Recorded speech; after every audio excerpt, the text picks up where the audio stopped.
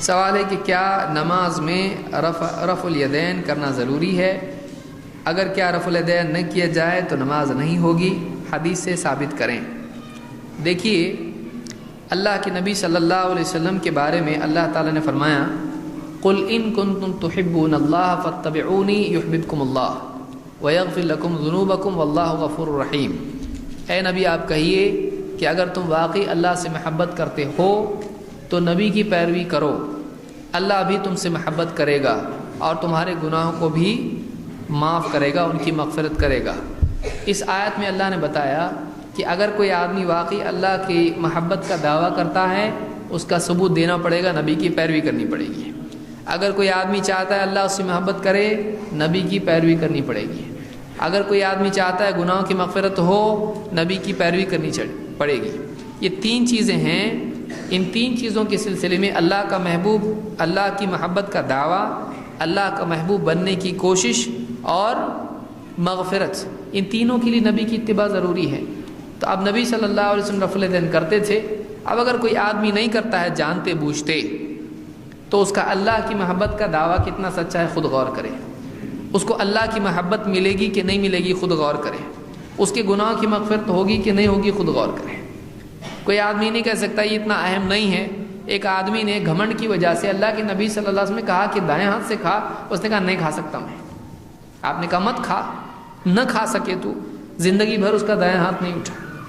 بعض چیزیں آدمی چھوٹی سمجھتا ہے لیکن وہ چھوٹی نہیں ہوتی ہے۔ بعض اوقات گھمنڈ کی وجہ سے اللہ کے نزدیک وہ آدمی بہت سخت گناہگار ہوتا ہے اور دنیا میں بھی عذاب آتا ہے۔ تو ایسا کرنا، کوئی آدمی اسی آدمی سے پوچھے جو اس طرح کے سوالات ان کو پوچھا، جس نے یہ پوچھا ہے ان سے کسی نے پوچھا ہوگا اس طرح سے، ان سے آپ پوچھیں ہاتھ چھوڑ کے نماز پڑھے تو ہوتی کہ نہیں ہوتی، ایک ٹانگ اٹھا کے نماز پڑھے تو ہوتی کہ نہیں ہوتی۔ ایسا اگر آپ پوچھنا شروع کریں، آنکھ بند کر کے نماز پڑھے تو ہوتی کہ نہیں ہوتی، نماز میں اس طرح سے ہاتھ باندھے تو ہوتی کہ نہیں ہوتی، کوئی بھی آدمی کچھ بھی کرے گا، آپ ایسا پوچھیں ایسا کرنے سے ہوتی کہ نہیں ہوتی۔ جب آپ کے سامنے واقعی نبی صلی اللہ علیہ وسلم کا طریقہ ہے، پھر وہ چھوڑنا آپ کے ایمان کو کیسے گوارا ہوتا ہے؟ جب آپ مانتے ہیں کہ رفع الیدین ہے، سنت ہے، کوئی نہ مانتا ہو تو یہ اس کا مسئلہ ہے، لیکن جب آپ واقعی مانتے ہیں کہ رفع الیدین کرنا چاہیے، پھر آپ یہ پوچھیں کہ اس سے نماز ہوتی کہ نہیں ہوتی۔ یہ آپ پوچھ سکتے ہیں۔ اگر ایک آدمی رفع الیدین بھول جائے تو پھر نماز ہوتی ہے کہ نہیں ہوتی، یہ ایک الگ مسئلہ ہے، کیونکہ بھول سے نہ سورہ فاتحہ بھی بھول سکتا ہے آدمی، رکعت بھی بھول سکتا ہے آدمی۔ لیکن ایک آدمی اس طرح سے جواب عالم سے لے، کسی بھی جواب دینے والے سے، وہ کہے کہ ہاں ایسا تو نہیں ہے کہ نہیں ہوتی، کہ دیکھو بغیر رفع الیدین کی بھی نماز ہوتی اس لیے مت کرو، تو ایسا آدمی ساری سنتوں کو چھوڑا دے گا۔ پھر ہم یہ کہیں گے ناف کے نیچے باندھتا نہیں ہے آدمی، سینے پہ باندھتا ہے، ہوتی کہ نہیں ہوتی، رفع الیدین کرتا ہے تو ہوتی کہ نہیں ہوتی۔ اگر اس کا جواب پھر اگر ہاں ہے تو ہم کہیں گے تم بھی کرو۔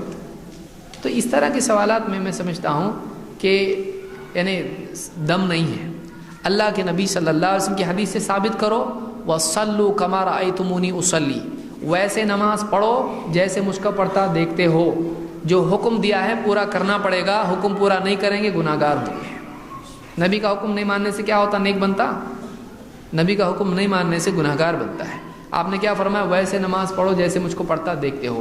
کسی ایک صحیح حدیث سے بھی، کسی بھی ایک صحیح صریح حدیث سے، بہت سارے لوگ یہ لفظ استعمال کرتے اس لیے میں اس کو استعمال کر رہا ہوں، کسی بھی ایک صریح صحیح متصل مسند حدیث سے ثابت نہیں ہوتا ہے کہ اللہ کے نبی صلی اللہ علیہ وسلم رفع الیدین نہیں کرتے تھے۔ آپ سے کرنا ہی ثابت ہے، نہیں کرنا ثابت نہیں ہے۔